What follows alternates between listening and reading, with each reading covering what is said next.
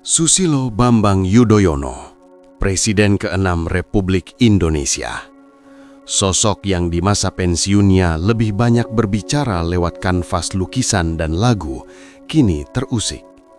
Ketenangan Cikeas mendadak berubah menjadi kemarahan yang terukur. Penyebabnya satu, fitnah. Beredar narasi liar yang menuduh SBY terlibat dalam polemik ijazah Presiden Jokowi. Tuduhan ini bukan sekadar kritik politik. Bagi SBY, ini adalah pembunuhan karakter yang keji. Tak lagi memilih diam atau sekadar berkata saya prihatin, SBY memilih jalur pedang, langkah hukum. Video ini membedah mengapa sang jenderal sampai harus turun gunung menghadapi para pemfitnah. Mari kita bedah logikanya. SBY dituduh terlibat dalam isu ijazah Jokowi. Narasi yang dibangun seolah-olah SBY adalah dalang yang menghembuskan isu tersebut untuk menggoyang legitimasi Jokowi. Atau sebaliknya, SBY dituduh ikut campur dalam urusan administrasi masa lalu.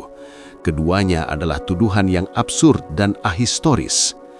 SBY memimpin negeri ini selama 10 tahun dengan stabilitas sebagai panglima.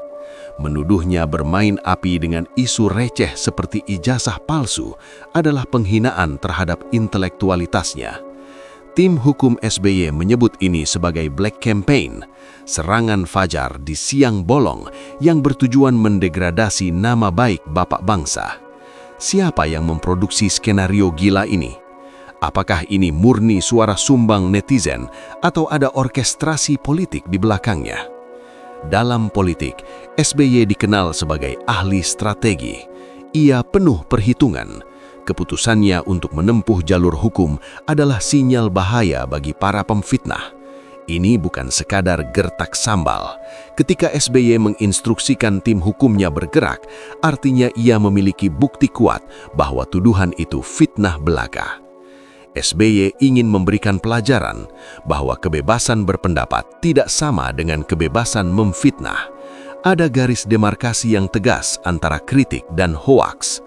Para penyebar isu ini mungkin lupa mereka sedang berhadapan dengan seorang jenderal purnawirawan.